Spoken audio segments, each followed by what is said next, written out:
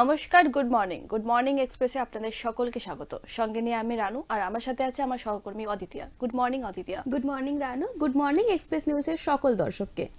অদিতিয়া, কিছুদিন আগের থেকে মানে কিছু মাস আগের থেকে আমাদের একটা মনে একটা জোর মানে কল্পনা চলছিল যে করোনা যে এসছে মহামারীটা, সেটার আদৌ কোনো টিকাকরণ হবে কিনা। তারপরে আমরা শুনতে পাই কি ড্রাই রানের একটা প্রক্রিয়া চলছে, কিন্তু কালকে দুর্গাপুরে 600টা টিকা এসছে অ্যান্ড 6 জায়গায় সেই টিকাকরণের ব্যবস্থা করা হয়েছে। একদমই রানু, শুধুমাত্র দুর্গাপুরেই নয়, প্রত্যেক জেলাতেই আমরা দেখেছি যে টিকাকরণ কিন্তু কাল থেকে শুরু হয়ে গেছে। এবং যাদেরকে টিকা দেওয়া হচ্ছে তাদেরকে কিন্তু বলা হচ্ছে যে মিনিমাম আধা ঘন্টা তাদেরকে মানে নজরে রাখা হবে যে তাদের শারীরিকভাবে কোনো রকম অসুস্থতা চোখে পড়ছে কিনা। তো সেক্ষেত্রে আমরা কালকে দেখেছি যে দুর্গাপুরে 6 জায়গাতে 6 কেন্দ্রে মানে সব মিলিয়ে 600টা টিকা কালকে কিন্তু প্রদান করা হয়েছে।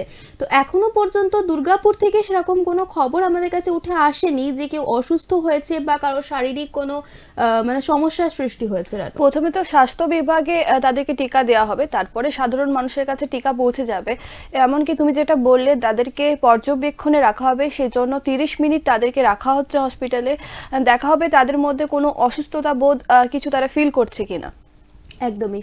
এছাড়াও আমরা মানে যেটা আমরা কালকেও সাধারণ মানুষের কাছে তুলে ধরেছিলাম যে জেলায় জেলায় যে টিকাকরণ শুরু হয়েছে, যথেষ্ট সচেতনতা নিয়েই কিন্তু এই টিকাকরণ চলছে রানু।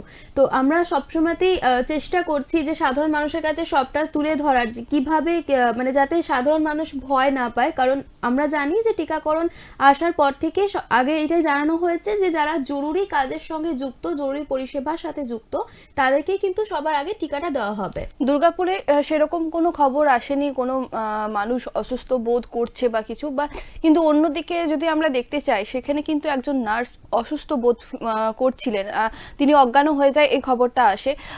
এই টিকাটা কার ভেতর কিরকম রিয়াক্ট করবে সেটা দেখার। এখন তো সেরকম ভাবে কোনো খবর আসেনি যে এই টিকাকরণ কাজ করছে না। একদম তাই। আর আগামী দিনেও যে মানে কি হতে চলেছে বা কতটা এটা সাফল্য পাবে, করোনা থেকে কতটা মানুষ মুক্তি পাবে, সেটা এখনো পর্যন্ত কিন্তু কিছুই মানে ঠিক হয়নি যে এটা কতটা মানুষের কাছে কাজে দিচ্ছে। বিজ্ঞানীরা কিন্তু একটা জিনিস মনে করছেন, আশাবাদী তারা, কি এই করোনার যে টিকাকরণ হচ্ছে এখানে অনেক মানুষের পক্ষে লাভ হবে আর করোনা থেকে আমরা মুক্তি পাবো, এটা আমরা মনে করতে পারি।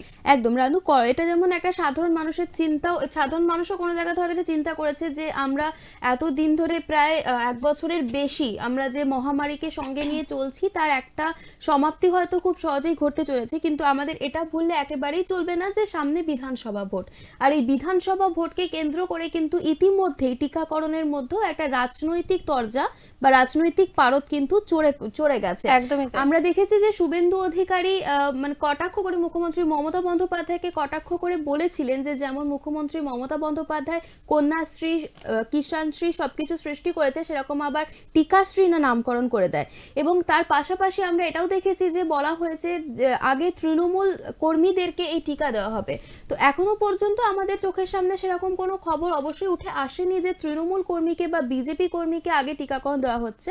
আমরা এটাই দেখতে পাচ্ছি বা সাধারণ মানুষের কাছে এটাই তুলে ধরার চেষ্টা করছি যে যারা জরুরি পরিষেবার সাথে যুক্ত, অর্থাৎ স্বাস্থ্যকর্মী যারা এত দিন ধরে মানে সমানে একদম করোনার সামনে থেকে লড়াই করে গেছে, নার্সরা, ডক্টররা, তাদেরকেই কিন্তু আগে কালকে টিকাকরণ দেওয়া শুরু হয়েছে।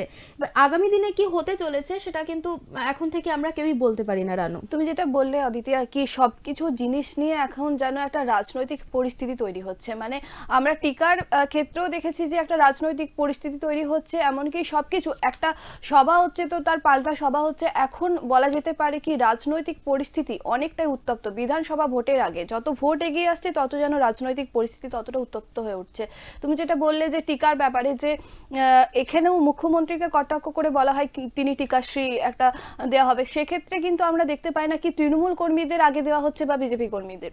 সেখানে কিন্তু সাধারণ মানুষের স্বার্থেই আসছে অদিতিয়া। একদম তাই।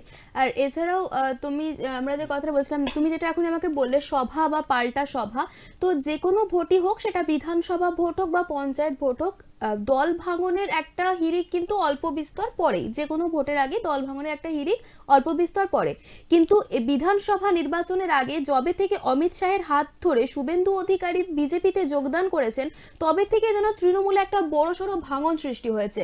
আমরা গত দুদিন আগেও দেখতে পেয়েছি যে শতাব্দী রায়, তার কিন্তু সম্পূর্ণ একটা অন্যরকম মতামত ছিল। তিনি ফেসবুকে পোস্ট করেছিলেন যে তিনি আর মানে তিনি যেরকম পরিষ্কারভাবে এটাও জানাননি যে তিনি বিজেপিতে যোগদান করছেন, সেরকম তিনি কিন্তু এটাও জানাননি যে তৃণমূল তিনি ছেড়ে দিচ্ছেন। আবার তার কিছুক্ষণের মধ্যেই কিন্তু তার অন্য পোস্ট, সেখানে দেখা যায় যে অভিষেক বন্দ্যোপাধ্যায়ের তিনি যথেষ্ট মানে নাম করেছেন। তো সেক্ষেত্রে আমরা দেখেছি যে অভিষেক বন্দ্যোপাধ্যায় তার বাড়িতে এসেছিলেন, তাকে মানে দল না ছাড়ার জন্য অনুরোধ করেছেন। এবং সেক্ষেত্রে যদি আমরা বাঁকুড়ার সাংসদ সৌমিত্র খায়ের কথা তুলে ধরি, তাহলে সৌমিত্র খা কিন্তু কালকেও সাংবাদিকদের সামনে এসে জানিয়েছেন যে শতাব্দী রায়, রাজু বন্দ্যোপাধ্যায় খুব শীঘ্রই বিজেপিতে যোগদান করছে। পাশাপাশি এমন অনেক নেতাকর্মী আছে যারা খুব শীঘ্র বিজেপিতে যোগদান করছে, আর শতাব্দী রায় এখনো পর্যন্ত বিজেপির সঙ্গে যোগাযোগ রেখেছে। তো সেক্ষেত্রে আমরা দেখেছি যে শতাব্দী রায় কিন্তু সম্পূর্ণ অস্বীকার করে সৌমিত্র খায়ের এই উক্তির বিরুদ্ধে কিন্তু তিনি বলেছেন যে সৌমিত্র খা কখনোই আমার এত ভালো বন্ধু ছিল না যে তার সাথে আমি এতটা কাছের কথা ভাগাভাগি করে নেব, বা আমি কখনোই বলিনি যে আমি সরাসরি বিজেপিতে যোগদান করছি, আমি তৃণমূলেই আছি, আমি দিদির পাশে আছি।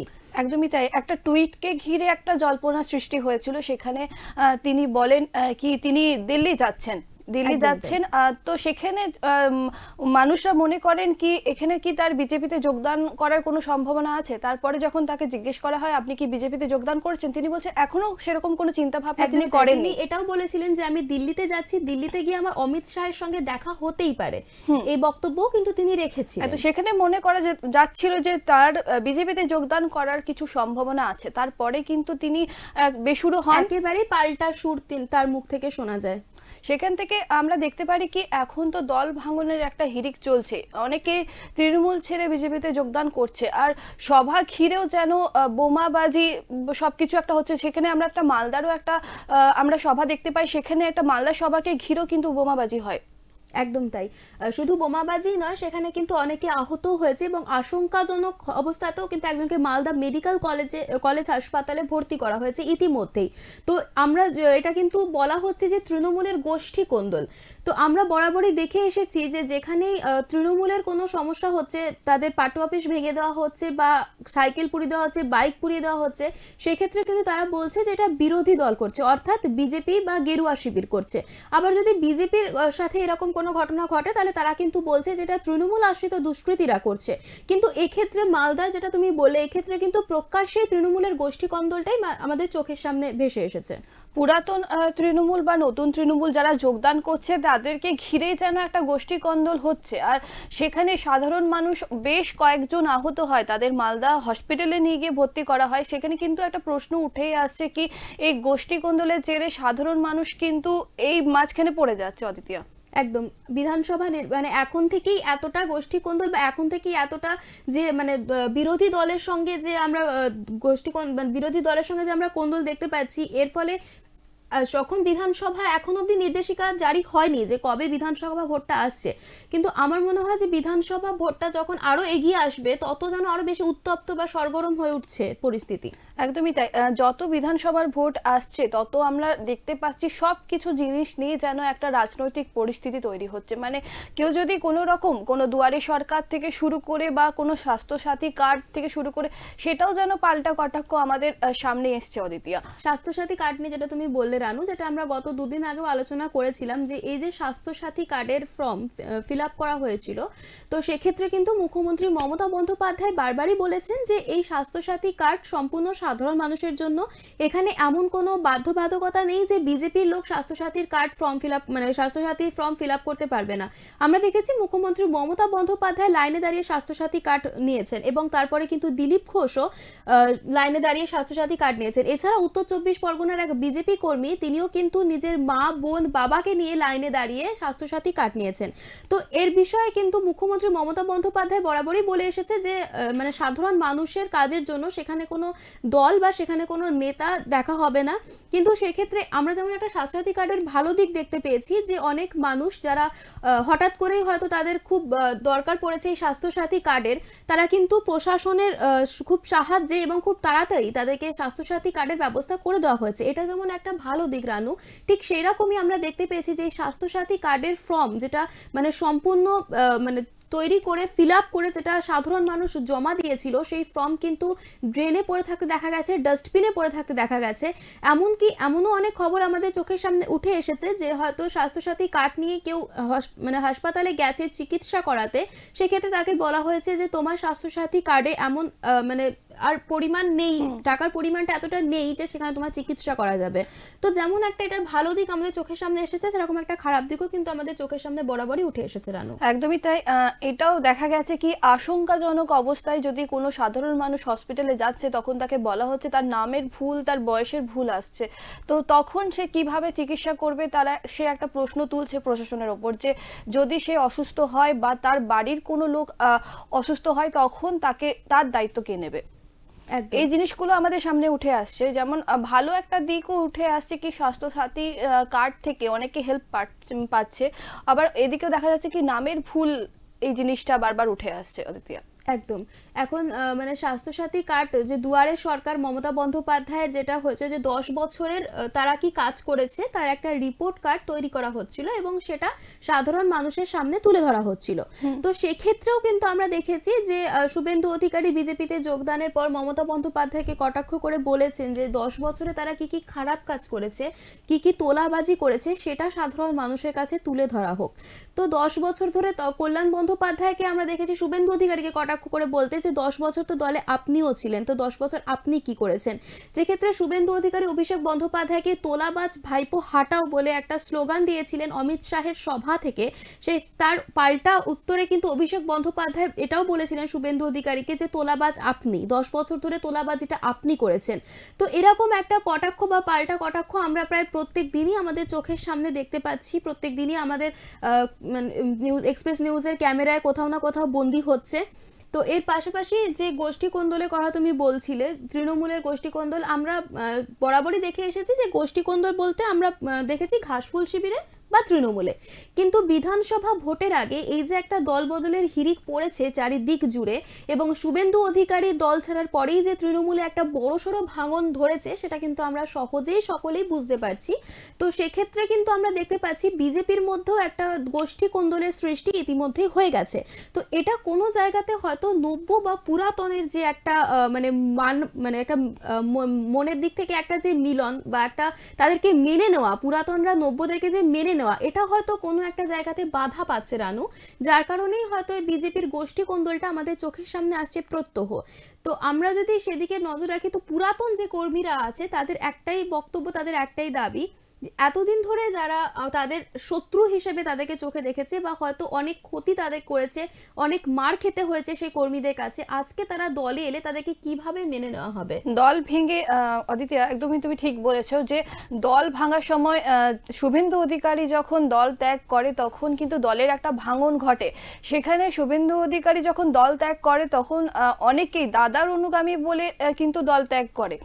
তারপরে দেখা যায় আস্তে আস্তে তৃণমূল ছেড়ে অনেকে বিজেপিতে যোগদান করে।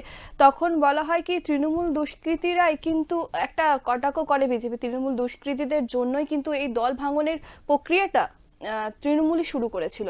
এই বিষয়ে আরো কথা বলবো, তৃণমূলের গোষ্ঠী কন্দলের বিষয়ে আমরা আবার ফিরে আসবো। এখন দেখে নেব আমাদের সঙ্গে প্রতিনিধি কে আছেন। আমাদের সাথে আছে মালদার Sabyasachi. Good morning Sabyasachi. Good morning. আমরা রাজনৈতিক ব্যাপারে তো কথা বলি, কিন্তু এখন যে বিষয়ে আমরা আগে কথা বলছিলাম অদিতিয়া, সেই একটা টিকাকরণ আমাদের এসছে, তো মালদায় এখন টিকাকরণের সংখ্যা কত এসছে আর কিভাবে এই টিকাকরণ হচ্ছে যদি একটু বলো। দেখো, গত পরশুদিন গোটা রাজ্য জুড়ে যেরকম বিভিন্ন জেলায় ভ্যাকসিন যাচ্ছিল করোনার ভ্যাকসিন, ঠিক তেমনই পুলিশ নিরাপত্তা বলয়ের মধ্যে মালদা জেলাতেও ভ্যাকসিন গুলি আসে। এখানে প্রচুর যে পরিমাণ ভ্যাকসিন এসছে সেখান থেকে প্রায় প্রতিটি ব্লক স্বাস্থ্য কেন্দ্রে গতকাল পুলিশি বলয়ে বিভিন্ন যেগুলো ব্লক স্বাস্থ্য কেন্দ্র রয়েছে সেগুলিতে সেই ভ্যাকসিন পৌঁছে দেওয়া হয়। সেই ভ্যাকসিন গুলো কিন্তু গতকাল থেকে শুরু হয়েছে সেই ভ্যাকসিন প্রয়োগের কাজ। মালদা জেলার মোট 8টি কেন্দ্র থেকে সেখান থেকে ভ্যাকসিন দেওয়া হবে সাধারণ মানুষকে। প্রথমে যেটা রাজ্য সরকারের বা কেন্দ্রীয় সরকারের যেটা নির্দেশ রয়েছে, প্রথমে স্বাস্থ্যকর্মীদের এই ভ্যাকসিন দেওয়া হবে। সেই হিসেবে 8টি কেন্দ্র করা হয়েছে। কালিয়াচক 1, কালিয়াচক 3, বামুনগোলা, মালদা, চাচল, মানিকচক সহ মোট 8টি কেন্দ্র করা হয়েছে। এই 8টি কেন্দ্র থেকে প্রাথমিকভাবে 100টি করে মোট 800টি ভ্যাকসিন দেওয়া হবে। এর পরবর্তীতে এই ভ্যাকসিনের কার্যকারিতা দেখে পরবর্তীতে আবার সেই ভ্যাকসিন প্রয়োগ করা হবে। কিন্তু আপাতত গতকাল মালদা জেলার 8টি কেন্দ্র থেকে 100টি প্রতিটি কেন্দ্র থেকে 100টি করে 800টি মোট ভ্যাকসিন দেওয়া হয়েছে স্বাস্থ্যকর্মীদের। সাধারণ মানুষদের প্রতিক্রিয়া কি, বা সাধারণ মানুষদের কবে থেকে টিকাকরণ করা হবে? স্বাস্থ্য দপ্তর থেকে যেটা জানানো হচ্ছে যে সকলকেই এই টিকাকরণের আওতায় আনা হবে। প্রথমে স্বাস্থ্যকর্মী, এরপরে পুলিশ, অর্থাৎ কোভিড মোকাবিলায় যারা প্রথম সারিতে দাঁড়িয়ে কাজ করেছিলেন, কিংবা যারা এই করোনা আক্রান্ত, কিংবা যারা এই করোনা পরিস্থিতিতে প্রথম থেকেই কাজ করে আসছেন, তাদেরকে প্রথমে দেওয়া হবে এই ভ্যাকসিন। তারপরে প্রতিটি মানুষকে এই কোভিড ভ্যাকসিনের আওতায় আনা হবে। সবাইকে কোভিড ভ্যাকসিন দেওয়া হবে বলে স্বাস্থ্য দপ্তর সূত্রে খবর। শুভসাচী, আমি জানতে চাইবো যে জেলায় জেলায় টিকা আসার আগে একটা মানে বিজেপির পক্ষ থেকে একটা কটাক্ষ করা হয়েছিল তৃণমূলকে, যে আগে তৃণমূল নেতাদের বা তৃণমূল কর্মীদের টিকা দেওয়া হবে। তো সেরকম কোনো পরিস্থিতি কি মালদায় তৈরি হয়েছে? না, এখনো পর্যন্ত মালদাতে সেইভাবে কোনো পরিস্থিতি তৈরি হয়নি যে এই কোভিড ভ্যাকসিন নিয়ে দলীয় রাজনীতি। হ্যাঁ, দলীয় রাজনীতি বলতে বিভিন্ন ক্ষেত্রে প্রশ্ন উঠেছে যে ভ্যাকসিন কবে আসবে, ভ্যাকসিন আনতে রাজ্য সরকার এত টালবাহানা করছে কেন, কিংবা কারা প্রথমে পাবে, রাজ্য সরকার কোনো নির্দিষ্ট তালিকা তৈরি করছে না কেন।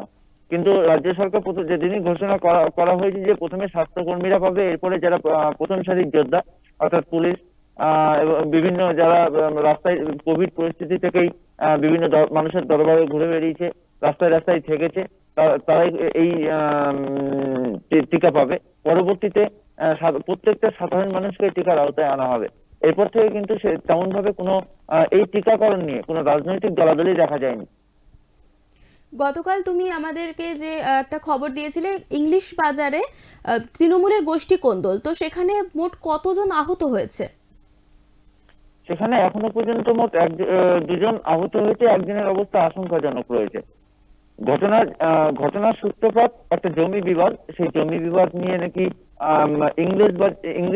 ইংরেজবাজার থানার ফুলবাড়িয়া গ্রাম পঞ্চায়েতের নগরিয়া গ্রাম, সেখানে একটা সালিসি সভা বসে, যেটা সূত্রে খবর পাওয়া যাচ্ছে। সেই গ্রামে যখন এই সালিসি সভা বসে, তখন স্থানীয় পঞ্চায়েত প্রধানের স্বামী এবং স্থানীয় পঞ্চায়েত মেম্বারের স্বামী দুজনের মধ্যে বিবাদ বাধে। এই বিবাদ এমন পর্যায়ে পৌঁছয় যে সেখান থেকে গুলি চলে, বোমাবাজি হয়। ঘটনাস্থল পরিস্থিতি সামাল দিতে ঘটনাস্থলে ছুটে আসে ইংরেজবাজার থানার বিশাল পুলিশ বাহিনী। তারা পরিস্থিতি সামাল দেয়। ঘটনায় আক্রান্ত হয়েছে এই প্রধানের যে দেওর নাইব শেখ, তিনি গুরুতর জখম হন, তাকে মালদা মেডিকেল কলেজে পাঠানো হয়েছে। তবে যেটা জানা যাচ্ছে যে এটা তৃণমূলের গোষ্ঠী কোন্দল থেকেই হয়ে থাকতে পারে, কারণ যেটা মালদা জেলা তৃণমূল কংগ্রেসের মুখপাত্র শুভময় বাসু, তিনি জানাচ্ছেন যে এটা একেবারে গ্রাম্য ব্যাপার, অর্থাৎ গ্রামের কোনো বিবাদ নিয়ে তাদের মধ্যে এই বিবাদ, এতে তৃণমূলের কোনো ব্যাপারই নয়। কারণ এই যে বিবাদ, এই বিবাদকে কেন্দ্র করে রাজনৈতিক দলাদলি করানোর চেষ্টা করছে। কিন্তু যারা এই যে আক্রান্ত এবং যাদের দুজনের মধ্যে বিবাদ, তারা দুজনেই কিন্তু স্বীকার করছে যে তারা তৃণমূল কর্মী। সেই তৃণমূল কর্মী তারা যখন এই বিবাদটা বাঁধে, তারা কিন্তু উত্তেজিত হয়ে পড়ে, দুই গোষ্ঠীর মধ্যে সংঘর্ষ শুরু হয়, বোমাবাজি চালু হয়, গুলি চলে। সেই গুলির খোল রীতিমতো ওই এলাকাতে পড়ে থাকতে দেখা যায়। সাধারণ মানুষ আতঙ্কিত হয়ে পড়ে সঙ্গে সঙ্গে। একদমই তাই, আমরা যেটা দেখতে পাচ্ছি এলাকায় বোমাবাজি চলছে, সেখানে কি সাধারণ মানুষের নিরাপত্তার একটা প্রশ্ন উঠছে? একেবারে প্রশ্ন থেকে যায়, কারণ সাধারণ মানুষের একটাই প্রশ্ন যে তাদের জমি নিয়ে বিবাদ থাকতে পারে কিংবা রাজনৈতিক বিবাদ থাকতে পারে, তার বলি আমরা কেন হব? অর্থাৎ এলাকায় যেভাবে বোমাবাজি হচ্ছে, এলাকায় যেভাবে গুলি চলছে, এতে সাধারণ মানুষের প্রাণ যে কোনো সময় যেতে পারে। যার কারণে এলাকার মানুষ কিন্তু মূলত আতঙ্কিত। তারা প্রশাসনের কাছে দ্বারস্থ হয়েছে। তারা বারবার আবেদন জানাচ্ছে যাতে এইসব এলাকা থেকে এই যে সমস্ত বিস্ফোরক এবং যে সমস্ত আগ্নেয়াস্ত্র রয়েছে, সেগুলো যেন সমস্ত কিছু উদ্ধার করে নিয়ে যাওয়া হয়। কারণ প্রতিটা মানুষ 8 থেকে 80 যে সকল বাচ্চা এবং বুড়ো মানুষরা রয়েছে, তারা সকলেই কিন্তু এই আতঙ্কের মধ্যে দিয়ে দিন কাটাচ্ছে, কারণ তাদের একটাই বক্তব্য যে যে কোনো মুহূর্তে এই রাজনৈতিক দলাদলিতে সাধারণ মানুষের প্রাণহানি হতে পারে। এই আশঙ্কাতে কিন্তু তারা প্রশাসনের কাছে আর্জি জানিয়েছে যে তাদের এই অসুবিধাটা যেন প্রশাসনিক হস্তক্ষেপ করে, এবং এই যে বোমাবাজি এবং গোলাগুলি ভোটের আগে হয়তো এটা আরো বাড়তে পারে, সেটা যেন না হয়। তারা পুলিশ প্রশাসনের কাছে এই আর্জি প্রশাসন জানিয়েছে। এই ব্যাপারে কি বলছে? এত বড় একটা বোমাবাজি আমরা এখন দেখলাম, যে এই ব্যাপারে প্রশাসনের কি মতামত? প্রশাসন কিন্তু যখনই ঘটনার খবর পায়, এই বিবাদ নিয়ে যখন বোমাবাজি শুরু হয়, সেই বিবাদ নিয়ে তো ঘটনাস্থলে ইংরেজ বাজার থানার বিশাল পুলিশ বাহিনী ছুটে আসে, ইংরেজ বাজার থানার আইসি এই ঘটনাস্থলে ছুটে আসে। তারা পরিস্থিতি স্বাভাবিক করার চেষ্টা করে এবং অবশেষে পরিস্থিতি স্বাভাবিকও করে ফেলে। কিন্তু কোথায় এত বিস্ফোরক মজুদ রয়েছে কিংবা কার কাছে বা আগ্নেয়াস্ত্র রয়েছে, গোটা গ্রামে কিন্তু চিরুনি তল্লাশি শুরু করেছে পুলিশ।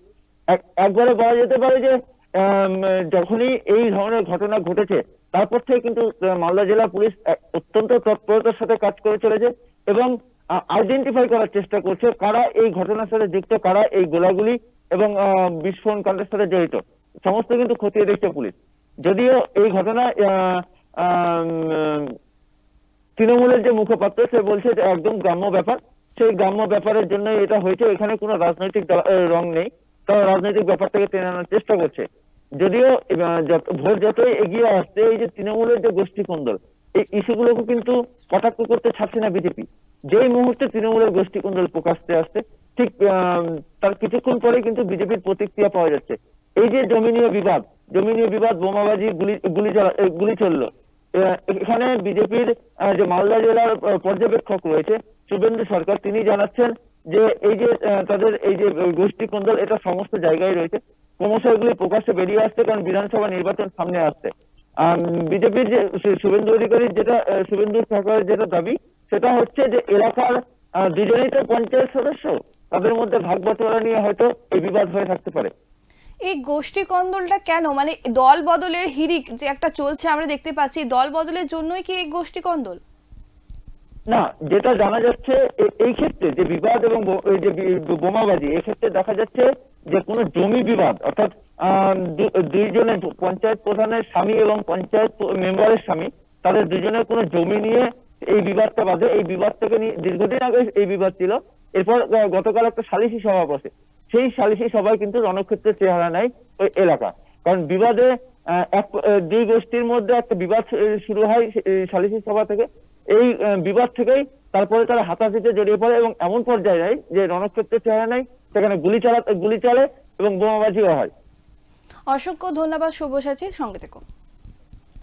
অদিতি, যেটা দেখলাম আমরা, বোমাবাজি হচ্ছে এলাকায় রীতিমতো, সেখানে সাধারণ মানুষ, বয়স্ক মানুষদেরও কিন্তু আমরা দাঁড়িয়ে থাকতে দেখি। সেখানে কিন্তু এই গোষ্ঠী কন্দলের জেরে কিন্তু একটা সাধারণ মানুষের নিরাপত্তা নিয়ে একটা প্রশ্ন উঠছেই।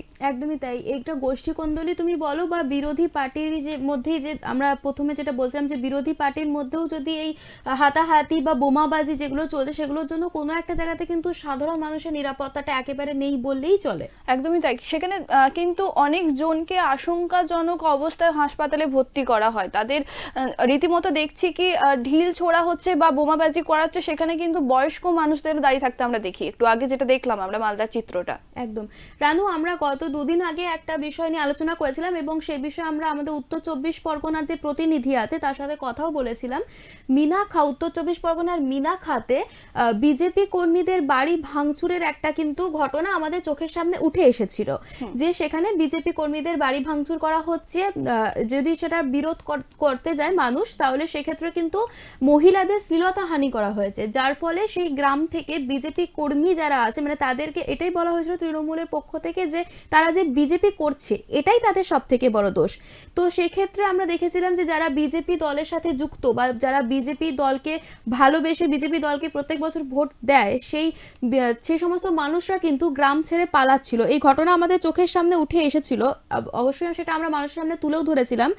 আবার আমরা যদি গতকাল দেখি তাহলে মানে উত্তর চব্বিশ পরগনার যে বিজেপির সাংসদ বারাসাতের অর্থাৎ অর্জুন সিং, তিনি কিন্তু মিনাখার সেই পিপুলদহ গ্রামে ক্ষতিগ্রস্তদের পরিবারের সাথে দেখা করেছেন এবং তাদেরকে মানে তাদের পাশে থাকার, তাদের যে ক্ষতি হয়েছে সেই ক্ষতিপূরণ দেওয়ার সম্পূর্ণ আশ্বাস দিতে কিন্তু দেখা গেছে অর্জুন সিংকে। একদমই তাই।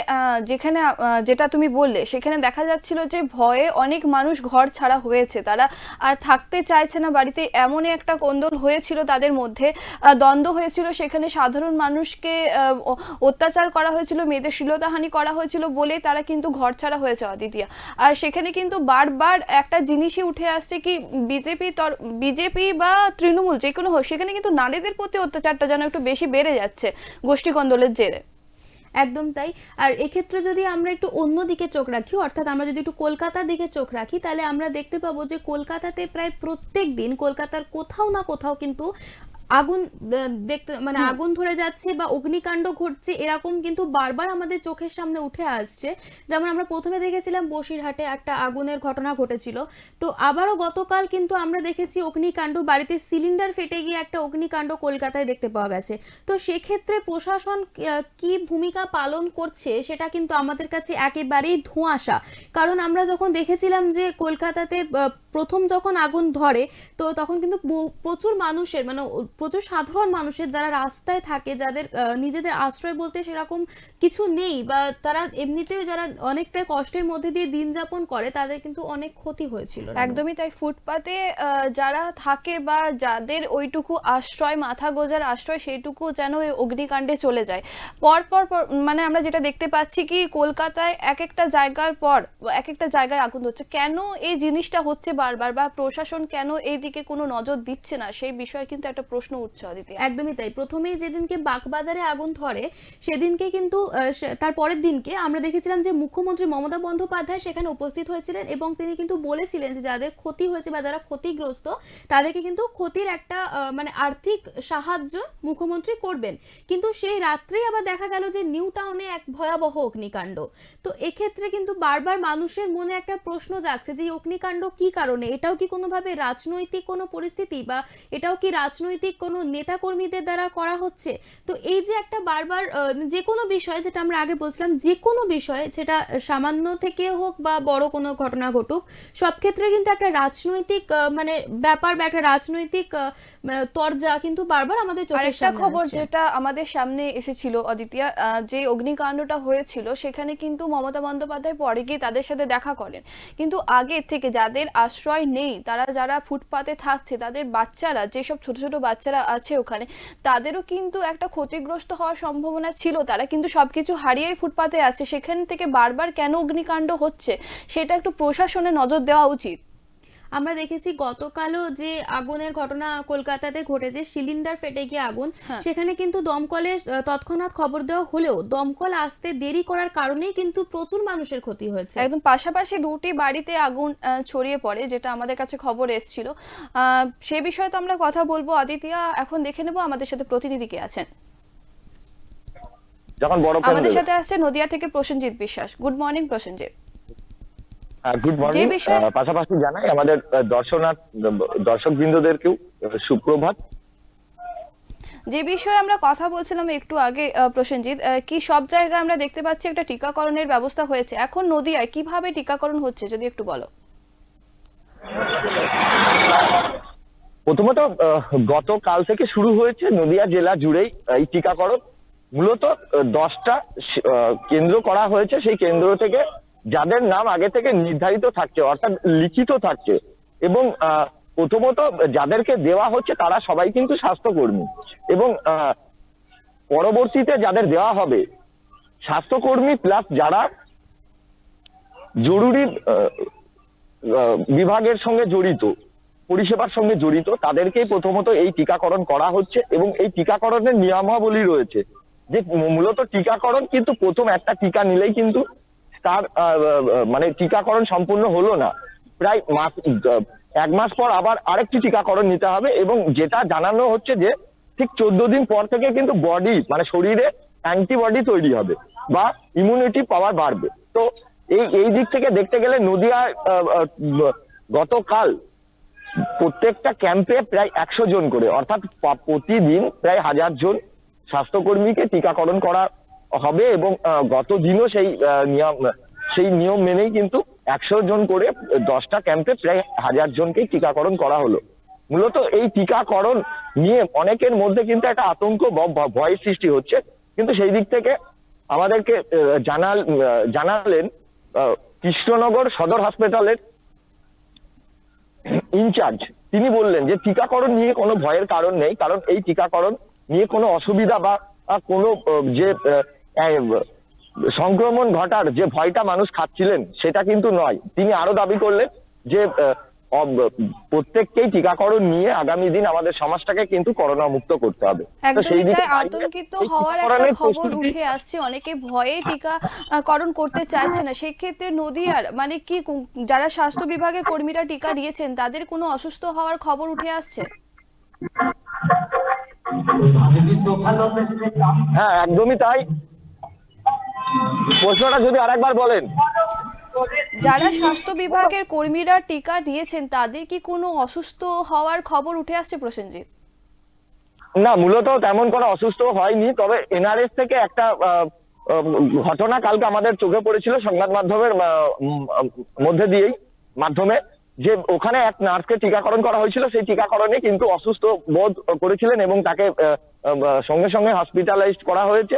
এবং মূলত যেটা জানা যাচ্ছে যে টিকাকরণ থেকে তার হয়েছে কি না বা অন্য কোনো শারীরিক প্রবলেম আছে সেটাই খতিয়ে দেখতে স্বাস্থ্য দপ্তর থেকে। তবে মূলত যেটা জানা যাচ্ছে স্বাস্থ্য দপ্তরের তরফ থেকে যে কোনো রকম কোনো ভয়ের কারণ নেই বা সংক্রমণ ঘটার কোনো বিষয়ই আসে না, কারণ এই টিকাকরণ বহু প্রতীক্ষার পর কিন্তু আমাদের ভারতবর্ষ জুড়ে কিন্তু এই টিকাকরণ শুরু হয়েছে। এবং যার ফলে কিন্তু আগামী দিন আশা করা যায় যে করোনা মুক্ত হবে আমাদের দেশ। সেই আশায় কিন্তু গোটা ভারতবর্ষের বাসী এখন খুশি।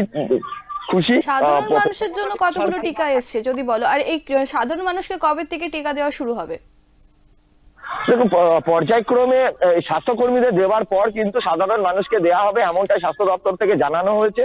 এবং যারা এই টিকাকরণ নিতে ইচ্ছুক বা যাদেরকে দেওয়া হবে তাদের কিন্তু আগে থেকে নামের তালিকা তৈরি করা হচ্ছে এবং সেই অনুযায়ী প্রত্যেক মানুষকে কিন্তু টিকাকরণ দেওয়া হবে। এই টিকাকরণ ক্ষেত্রেও কিন্তু আমরা রাজ্যের বিভিন্ন জায়গাতে দেখেছি যে শাসক দলের একটা হস্তক্ষেপ, অর্থাৎ স্বাস্থ্যকর্মীরা অনেক জায়গা থেকে কিন্তু টিকাকরণ না পেয়ে সেখানে কোনো রাজনৈতিক নেতা বা মন্ত্রীদেরকে টিকাকরণ করা হয়েছিল। এই নিয়েও কিন্তু একটা জল্পনা তুঙ্গে ছিল, কারণ সেই দিকটা দেখতে গেলে যে স্বাস্থ্যকর্মী যারা দীর্ঘদিন ধরে সংগ্রাম লড়াই করে গেল এই করোনা পিরিয়ডে এবং তারা জনসেবা করে গেলেন, কিন্তু তারাই যদি আজ টিকা থেকে বঞ্চিত হয়, এই প্রশ্নটা কিন্তু বারংবার শাসক দলের বিরুদ্ধে উঠছে এবং শাসক দলের বিরুদ্ধে কিন্তু এই তীর বিরোধী শিবির থেকে। একদিক থেকে দেখতে গেলে তোমার কাছে যেটা জানতে চাইবো যে এই যে টিকাকরণ, এই টিকাকরণ নিয়ে কি এখনো পর্যন্ত রাজনৈতিক কোনো পরিস্থিতি সৃষ্টি হয়েছে?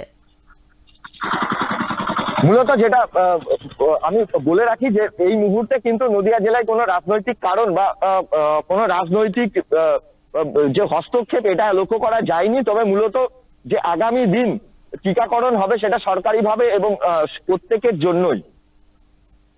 প্রসেনজিৎ, আরো তোমাকে জানতে চাইবো যে এখনো পর্যন্ত মোট কতজনকে টিকাকরণ করা হয়েছে এবং আজকের কি ভূমিকা, মানে আজকে মোট কতজনকে টিকা দেওয়া হবে?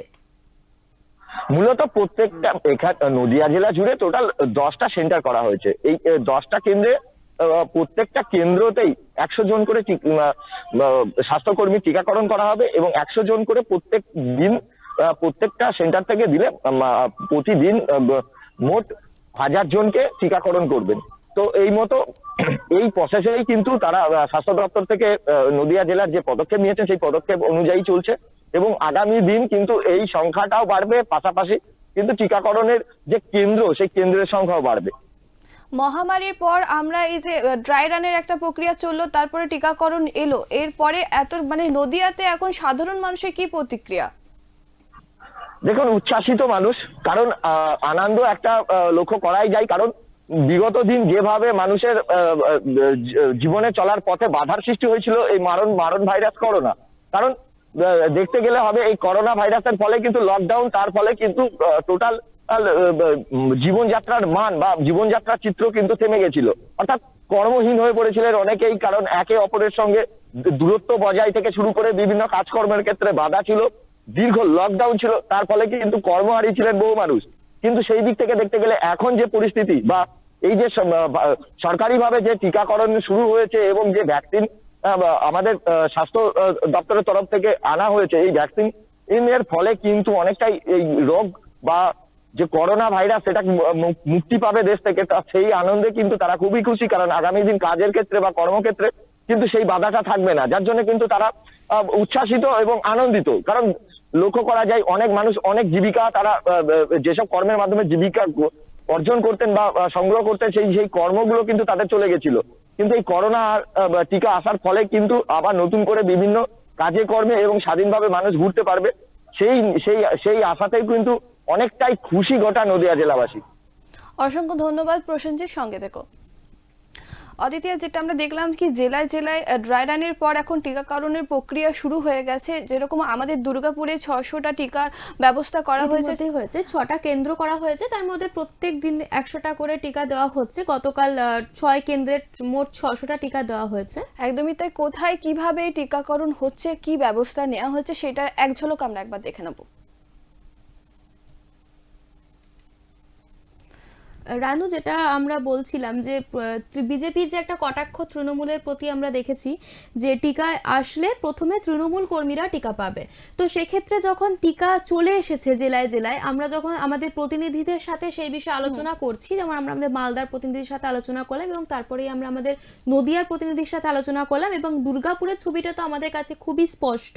তো সেক্ষেত্রে কিন্তু আমরা দেখতে পাচ্ছি যে এই যে একটা কটাক্ষ যেটা উঠেছিল বিজেপির তরফ থেকে, সেখানে কিন্তু আমরা দেখলাম যে একদমই না, এখনো পর্যন্ত সেরকম কোনো কিছু হয়নি যে তৃণমূলের লোকদেরকে আগে টিকা দেওয়া হচ্ছে বা তৃণমূল কর্মীদেরকে আগে টিকা দেওয়া হচ্ছে। আমরা কিন্তু দেখতে পাচ্ছি যে স্বাস্থ্যকর্মী তাদেরকেই কিন্তু আমরা দেখতে পাচ্ছি যে আগে টিকা দেওয়া হচ্ছে, এবং যারা যারা জরুরি পরিষেবার সাথে যুক্ত তাদেরকেই কিন্তু আগে টিকাটা দেওয়া হচ্ছে। দিলীপ অগস্তির হাত ধরে দুর্গাপুরে 600টা টিকা যেটা এসেছিল, সেই বিষয়ে একটা ঝলক আমরা দেখে নেব।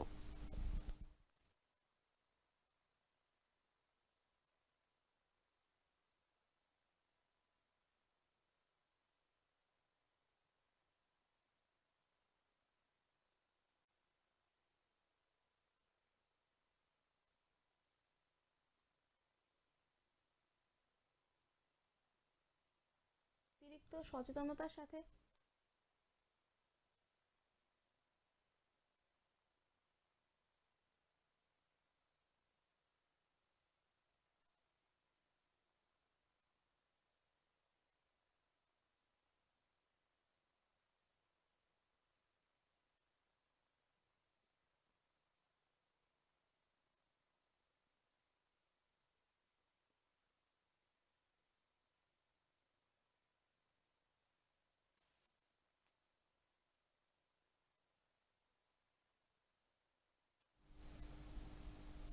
অদিতি, যেটা আমরা দেখতে পেলাম এখন টিকাকরণের প্রক্রিয়া কিন্তু শুরু হয়ে গেছে। এরপর কিন্তু দুর্গাপুরেও চলে এসে দুর্গাপুরের পাশাপাশি প্রত্যেকটা জেলার খবর আমাদের কাছে যেটা এসছে, যেটা আমরা দেখিয়েছি আগেও, কি টিকাকরণের ব্যবস্থা শুরু হয়ে গেছে। সাধারণ মানুষের কিন্তু এখন অনেকটাই এই রোগ থেকে মুক্ত পাবে বলে মনে হয়। আবার একটা আশা কিন্তু মানুষ দেখছে। যেমন আমরা যখন থেকে করোনা আমাদের মানে জীবনের সাথে একদম ওতপ্রোতভাবে জড়িয়ে গেছে, তখন থেকে কিন্তু আমরা মানে একটা কথা বলে যাচ্ছি যে সুস্থ থাকুন, ভালো থাকুন এবং অবশ্যই সাবধানতা অবলম্বন করে চলুন। তো সেক্ষেত্রে কিন্তু মানুষ একটা আশা করেছিল যে করোনা মহামারী একদিন হয়তো আমাদের জীবন থেকে চলে যাবে। আমরা দেখেছি দুর্গাপুজো আসার আগেও আমরা যে বিষয় নিয়ে আলোচনা করতাম, যে দুর্গাপুজো আসার আগে মানুষ একটা মনের মধ্যে আশা নিয়েছিল যে মা যখনই মর্তে আসবে তখনই কিন্তু করোনা মুক্ত হবে। অর্থাৎ আমরা দেখেছি দুর্গাপুজোতে অনেক জায়গাতে কিন্তু করোনা সুর তৈরি করা হয়েছিল, যেখানে মা করোনাকে বধ করছেন। দুর্গাপুজো চলে যাওয়ার পর পরপর যখন এক একটা পুজো আসতে শুরু করে, প্রত্যেকবারই কিন্তু আমরা সাধারণ মানুষের কাছ থেকে এটাই শুনে এসেছি যে হয়তো এবার করোনা মুক্ত হবে, হয়তো এবার করোনা মুক্ত হবে। কিন্তু অবশেষে একটা জায়গাতে মানুষ এটা স্থির করে নিয়েছিল যে আমাদেরকে করোনাকে সঙ্গে নিয়েই চলতে হবে। আর সে কারণেই আমরা দেখেছি যে বাস, ট্রেন, এমনকি মানে কিছু কিছু মানে এডুকেটেড কিছু কিছু পরিষেবাও কিন্তু শুরু হয়ে গেছিল, যেহেতু মানুষ এটা মেনেই নিয়েছে যে অন্যান্য রোগ মানে হালকা যেরকম আমরা দেখে এসেছি অন্যান্য যে রোগ আছে সেরকমের সাথে যেরকম করোনাটাকেও আমাদেরকে নিয়ে এগিয়ে যেতে হবে। এবার হঠাৎই বৈজ্ঞানিকভাবে যখন ভ্যাকসিন বা টিকা আমাদের চোখের সামনে উঠে এলো, বা টিকা যখন প্রত্যেক জেলায় জেলায় এভাবে প্রত্যেক দিন স্থানান্তরিত হচ্ছে, সেক্ষেত্রে কিন্তু মানুষ আবারও একটা আশায় বুক বেঁধেছে যে করোনা এবারে আমাদের জীবন থেকে সত্যিই হয়তো চলে যাবে। তো সেক্ষেত্রে আমরা দেখতে পাচ্ছি যে সাধারণ মানুষ কিন্তু মানে অনেকটাই আনন্দিত এবং অনেকটাই উৎসাহিত। তারা কিন্তু প্রত্যেকটা মুহূর্তে এটাই ভাবছে যে কবে জরুরি পরিষেবা যারা যুক্ত তাদের কবে টিকাকরণটা শেষ হবে আর কবে আমরা টিকা পাবো। একদমই তাই। এমনকি ডক্টররাও এটা ভেবেছিলেন কি সাধারণ রোগের মতো করোনাটাকে এরকম ভাবে নিয়েই চলতে হবে, কিন্তু যখন অক্সফোর্ডের সাথে ভারত বায়োটেকের নাম জড়ালো এই টিকার মধ্যে দিয়ে, সেটা যেন ভারতের পক্ষে একটা গর্বের ব্যাপার যে সেখানে ভারতের বায়োটেকের নাম জড়িয়েছে, সেই টিকাকরণ পেয়েছে। এখন এটাই দেখার কি যে স্ট্রেন 2 যেটা এসছে এটাতে করোনার ভ্যাকসিনটা কাজে দেয় কিনা, এটাও দেখা।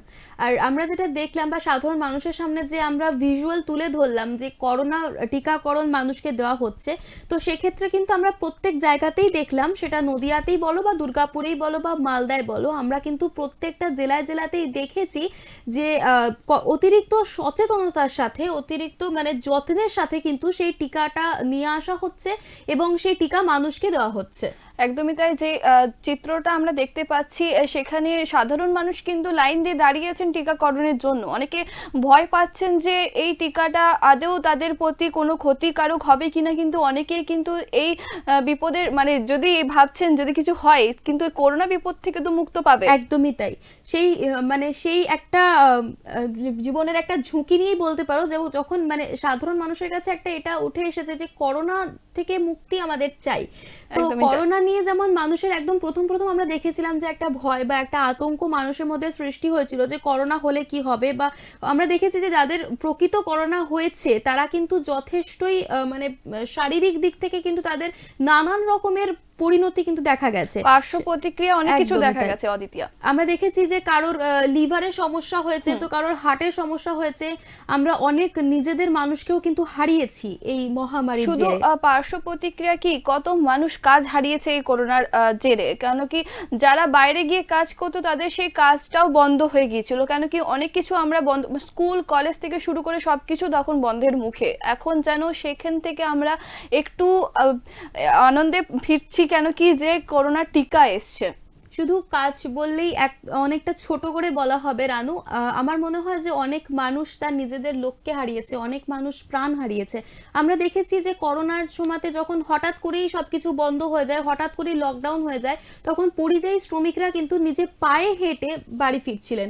আর সেক্ষেত্রে রেল লাইনে অনেক পরিযায়ী শ্রমিকের জীবন যায়, এমনকি তারা রাস্তার ধারে বসে থাকায় তাদের উপর ট্রাক উল্টে গেছে, রাস্তায় ভাবে হেঁটে হেঁটে আস্তে আস্তে তাদের প্রাণ গেছে, কারণ তারা খাবার পায়নি, জল পাইনি।